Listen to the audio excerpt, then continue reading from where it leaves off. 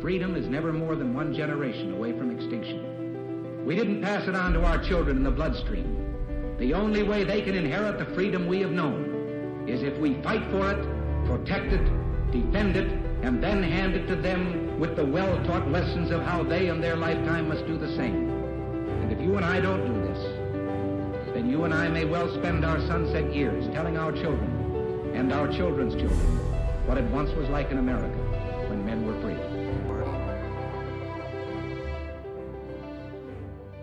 Welcome back, everyone, to Patriot Coalition Live. I'm Matthew Nugent. And I'm Jason Mrochek.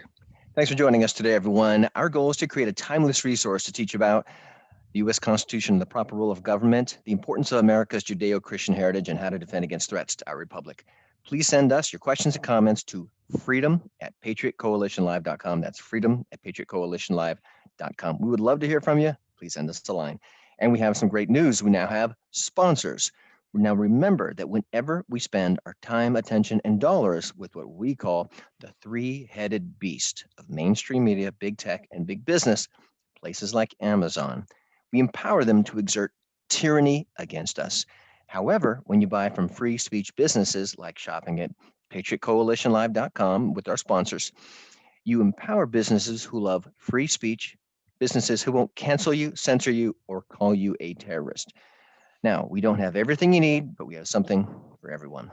And every time you shop in conservative economy communities, trademark, like patriotcoalitionlive.com, you are using economic tools to win the fight for liberty. Please visit and shop at our sponsors at patriotcoalitionlive.com. Thanks, guys. Okay, y'all ready? Absolutely. All right, let's do this. Okay, the title of today's episode is, Do You Call Yourself a Conservative? Now, we're going to approach this from a nonpartisan perspective because conservatism is not about partisanship or basically a political party as much as it is about principles and values. Now, millions of Americans do not know what conservative or conservatism really means. And there are a few reasons. Because the American left-leaning education calls conservatives racists, and some of them are conflating conservatives with terrorists. Mainstream media does this, especially if you're a Trump supporter, identify with Trump's values. And even some Republicans conflate being a conservative with being a Republican, which are not necessarily the same. This is like saying, I'm a Republican, therefore I am a conservative. Not necessarily so. Okay, Yeah, that's right. That begs the question. So what does it mean to be a Republican? And a lot of people don't know this. Jason's been doing this for 17 years as the executive director of a conservative organization, political organization. So, and I learned from Jason, thanks for that, that what Republican or what the Republican Party represents is decided every 2 years at the Republican National Convention, Jason? Yeah. Yeah. And at the last convention, there were 2,550 delegates, and they basically vote on what the platform is. So obviously, every 2 years, it's going to change.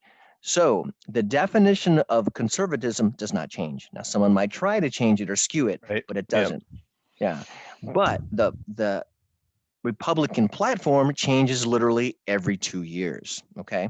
So, and it sets the priorities of what the Republican Party is going to do for the following 2 years. Now, let's take a look at the definition of conservative from Webster's 1828 dictionary. You guys have heard me say, you go to websters.com and it's a chalkboard. Usually you think of dictionaries as something as hard and safe and secure.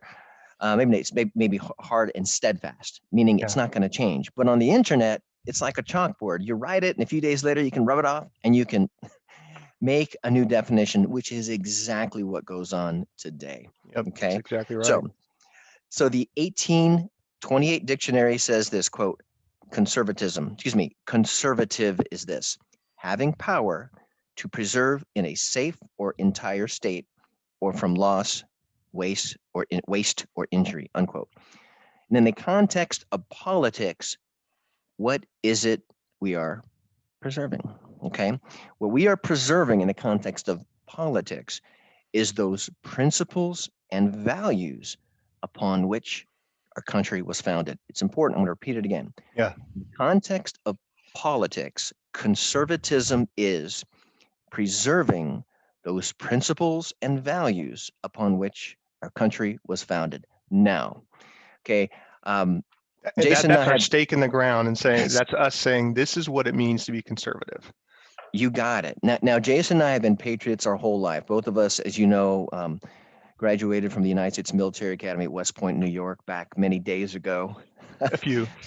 Yes, we are what you call old grads. Okay, he was an infantry officer. I was a combat engineer, airborne ranger, all that fun stuff. Now, in the last 17 years, as I mentioned, Jason has been, specializing in this and is an expert. So, that said, we have a lot of insight here, and you can trust Jason for many reasons, and he actually inspired me to participate in this podcast. So it is also to note that our nation, America, is exceptional. Okay, here's some examples, and there are thousands. Okay, here are just a few. We've secured more prosperity and more liberty for more people than anywhere else in the world. The American ideals and values, when applied by other countries in the past. Notice I said in the past because you can move these away. But here are examples of countries that had similar results: Japan, Germany, England, South Korea. Note, like I said, when you stray away from conservative ideals and values, prosperity and liberty fade away. The Yep. same has been happening in the United States. And we only need to look at what Western Europe countries are going through. What was it, $5.50 for a gallon of gas, I think, in Europe, maybe more. It's terrible. So if we continue on that path, the same thing will apply. Now, And Matt, so what I mean, essentially what you're going through right now is the reasons why we ought to conserve. Why we ought to be conservative. We're conserving, what it is that we were founded upon, and the prosperity that it brings, right? Absolutely. Now, the United States only counts for 4% of the world population, but we make up more than 90% of the inventions, new medicines, and win more Nobel Peace Prizes than all of the other nations combined. Now, we invented the telephone, the cell phone, the internet, made the Panama Canal, and joined the Atlantic and the Pacific Oceans. We were the first in flight. We put a man on the moon. So these are just an example of what makes America exceptional. People are literally dying to come to America. Okay, we are the most generous nation in the world and give the most foreign aid and comfort to those in need, both inside and outside the United States. Right. And so what you have just done is you've given us the reasons that why we should be conserving those values and principles upon which we were founded. So what is it that those, what were the values and principles that our founders espoused? And so that is what I'm going to talk a little bit about right now. And so what is it we want to conserve? Well, it starts with the values, the principles of liberty that were espoused in the Declaration of Independence. Mm-hmm. So, and of course, it incorporates our Judeo-Christian heritage too. So if you've been with us on this podcast for some time, you know that we've talked about this in some length, episodes in the past. But the principles of liberty in the Declaration of Independence, they're espoused there in that second paragraph. These are things like all men are created equal. That they are endowed by their creator with unalienable rights, that among these are life, liberty, and the pursuit of happiness, or the right to property. Another one is that the purpose of government is to protect those rights. Government derives their just powers from the consent of the governed. And if government fails to do all these things, if they fail to do them all well or sufficiently, it is the duty of the people to throw it off and start again. So all these principles of liberty that are espoused in that declaration are what we're conserving. We want to conserve these principles of liberty for all time. So it's really important. So what else are we trying to conserve as conservatives? Well, the document that codifies the protection of these liberties, which is the U.S. Constitution, right? And specifically in there, we want to preserve the Bill of Rights. These are where a lot of those protections come from. The right to free speech, the right, freedom of assembly, freedom to exercise your religion, the right to bear arms. All these are extremely critical. Protection from illegal search and seizure. The right to due process. We can't be deprived of due process. Life, liberty, or property without the due process of law. These are critical things that the Constitution it wraps its protective arms around. And so this is what else we have to conserve, right? The values and the principles, the values and principles of the Declaration of Independence and the Constitution. You bet. Now, so Jason talked about the principles of our founding fathers, and he talked a little bit of our values and our Judeo-Christian heritage. I'll shift a little bit more to talk about more in detail about the values of our founding fathers, which naturally brings us to our Judeo-Christian heritage.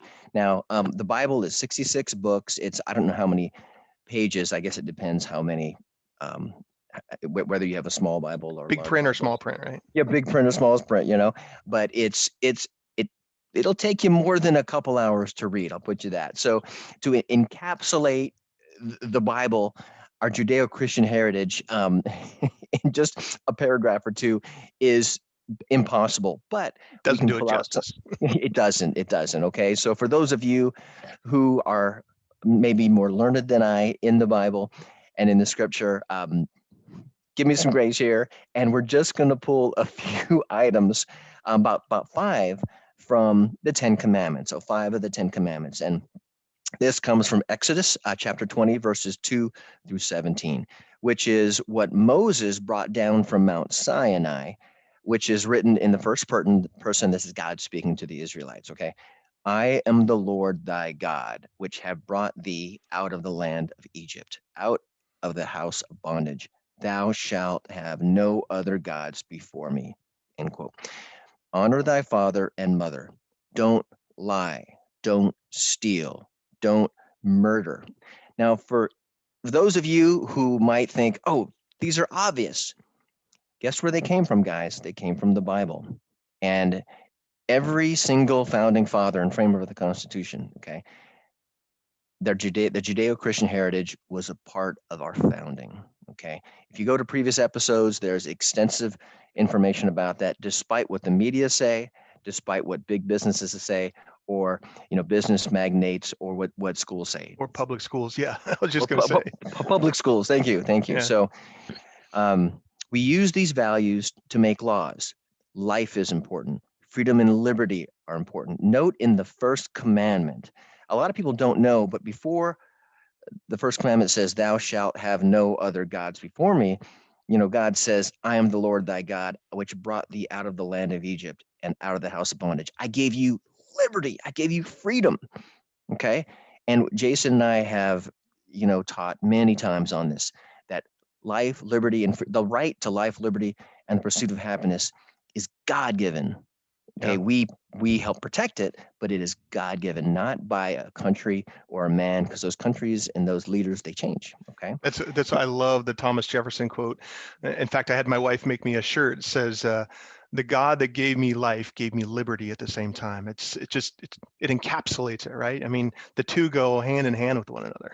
There you go. And that interpretation that I just gave of liberty being important, I got to give shout out to Dennis Prager. Hey, Dennis.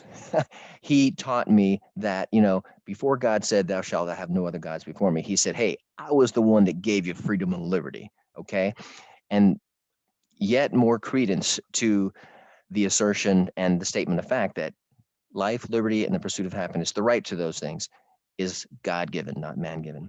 Sure. So some people say we can't use laws to force someone to follow a moral code, but our right or wrong legally comes from our right and wrong morally, which at our nation's founding comes from our Judeo-Christian heritage. And these are the values we want to conserve. Okay. Yeah, because it's crazy that some people say that, right? Because you can't, legislate morality, but that's precisely what we're doing. When we say, you can't go and murder somebody, we're saying murder is wrong if you do it, you're going to get punished. So these are these are ways that certain people who don't want to be held to a standard try to tell us that, look, I get to choose what's right and wrong for me, not anybody else. Well, that's not the way that our society is built, and we That's chose it right. that way. That's right. So Jason and I bring this up because when you teach these principles and morals, people remember them and use these principles and morals to fight their sinful nature and grow to be mature. Okay. Quoting Dennis Prager, he says, we are all I mean, you look at a 2-year-old, they're going to hit another 2-year-old and take what they want. And until a parent teaches them, no, you don't do that. You should say please and thank you and share. And what's yours is yours, what's theirs is theirs. If you want to borrow it, you ask and you say please. Okay. Goodness in humans is mined, just like gold is mined, silver is mined, etc. Okay. These morals and principles need to be taught. Okay. The opposite, and Jason talked about it a second ago, if in the context of what Jason said, if you take away these principles and moral codes, what if we didn't have a law that said, yeah, there's no law that should say I shouldn't murder? People will say, hey, there's no law against it, so I'm going to do it. It's because it's in our nature to be sinful. Now, we also have a thinking brain, and we can say, hey, let's set up a rule, a code of morality that guides us to be our best. Yeah. And keeps us from falling to our sinful nature. Okay. Now, let's say, for example, if we don't teach these principles and morals and we get what we see today, here's some examples of what we're seeing today. Now, for those of you who are listening to this, our nation's morals are eroding. We're getting further away from our founding principles and our founding morals. And as a result, we're getting some of this. Our society thinks it's okay to walk down the street and sucker punch a 90-year-old man, record it, and post it on social media. Okay. People think it's okay to let a 17-year-old boy use the same locker room with girls. I mean, people call the murdering of their child in utero, okay, meaning abortion, and call it women's rights when half of those babies never get the right to be a woman. When someone doesn't agree with a political ideology, they can just walk down the street and loot stores. I mean, and a lot more. And that's just one example. Okay. Yeah, it's so the underpinning of our Judeo-Christian heritage is critical to those values and principles that we're trying to conserve. It's also important, because we've just talked about the importance of conserving the U.S. Constitution and the intent of the Constitution. Well, part of that is we have to conserve the original intent of that That's Constitution right. as well. That's right. Not just what anybody decides that it means today, but the original intent. There's a couple of great quotes that some of our founders passed down to us that speak to this exactly. So the first one is from Thomas Jefferson. It says, "On every question of construction of the Constitution, let us carry ourselves back to the time when the Constitution was adopted, recollect the spirit manifested in the debates, and instead of trying what meaning may be squeezed out of the text or intended against it, conform to the probable one in which it was passed." Again, that's Thomas Jefferson saying that. And he's essentially saying, don't twist the words to mean what you want them to That's mean. right. Just follow the That's original right. intent. It's pretty clear. The Constitution was written for the average person to understand. There are a few terms of art in there that are easily researched to figure it out, but it's not something that you have to twist around to try to figure out what it means. Yeah, and to that point, it's important we understand the intent because people can skew and misinterpret words, both intentionally and unintentionally. Yeah, through So ignorance or it's intentionally, a right. guidepost, and nowadays it's intentional. We see it more intentional. Yeah. And then James Madison also had another another little bit more poignant one.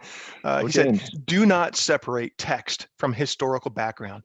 If you do, you will have perverted and subverted the Constitution, which can only end in a distorted, bastardized form of illegitimate government."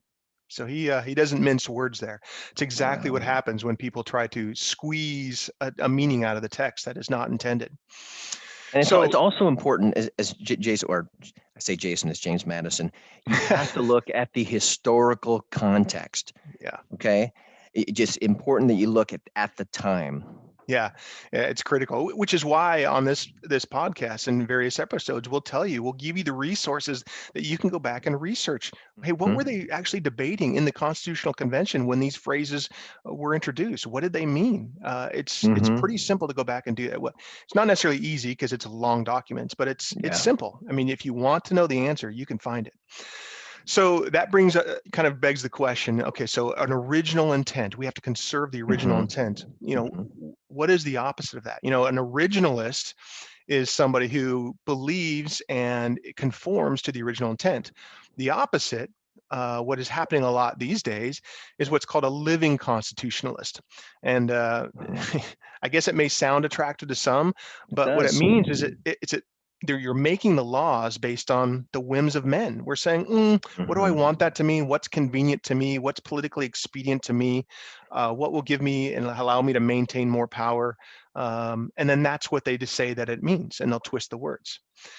So the final piece that we have to consider when we look at conservatism and what we're conserving is, what is it that the oaths that every public official takes, right? Because as we've talked about before, and we'll get into even more, every single public official in the United States has to take an oath to support and defend the Constitution. Well, if we have to take an oath to support and defend the Constitution, as an example, if we raise our right hand as soldiers, sailors, airmen, Marines, and we say we're supporting and defending the Constitution, what is it exactly that we're defending? Is it a piece of paper? Is it the words on that document, or is it the latest opinion rendered by a federal judge somewhere in Oklahoma or Massachusetts? Do we have to first check with the recent rulings of every court before we decide what the Constitution means? No, that would make it too burdensome for every public official to uphold their oath if they had to consult with an attorney or a law book or a opinion from courts to figure out what it is that they took an oath to support. It doesn't make common sense, right? So what we're taking an oath to is timeless. It's not whatever was decided on a Tuesday last week. It's not what the judges say, it's what the document says. So those are the things that we are trying to conserve. And we're trying to conserve the principles and the values. If we were to summarize, everything that we've talked about today, we first started talking about, we asked you, do you call yourself a conservative? Well, maybe you did, maybe you didn't. Maybe some of you, like some of us are like, well, what he calls a conservative is maybe not what he calls a conservative. That's right. So conservative is not what the media tells you when it tells you what it means. They won't do a good job of telling you because it's against their best interests, right? Conservative is also not synonymous with a political party. It has nothing to do with partisan politics and everything to do with values and principles. And Matt, he gave us the 1828 Webster's definition of the word conservative, which is having power to preserve in a safe or entire state or from loss, waste, or injury, right? So we're preserving, we're conserving something. And then we talked about what it is that we are actually preserving. Well, again, the values and principles upon which our nation was founded. So these are the liberty as espoused in the Declaration of Independence. It's the principles as written in and intended in by the framers in the Constitution in order to protect the liberties that are espoused in the Declaration. And it's all of these things that are woven, and woven throughout all of this is our Judeo-Christian heritage. It underpins all of them. So having gone through this exercise with us, we'll ask you again, do you call yourself a conservative? So if you value these conservative ideals, then the ideals and principles, they ought to be the yardstick by which you measure and decide who you vote for. right? Because the people that you vote for, they are going to have hopefully the same values and principles, and they're going to preserve and conserve all these reasons that Matt gave us as to what makes, America so special. So hopefully that's been instructive and helpful to everybody. We've enjoyed going through it. Great job today, Matt. You too, brother. So thank you for joining us today, folks. Remember, please visit and shop at our sponsors at patriotcoalitionlive.com. Remember, we have an email address, freedom@patriotcoalitionlive.com. If you are not already a regular subscriber, please subscribe wherever you get your podcasts, places like iHeartRadio, Spotify, and where you normally get your podcast. Please give us a 5-star rating where you get your podcast. Thanks again, everyone. We'll see you here next time. Take care, guys. Bye now.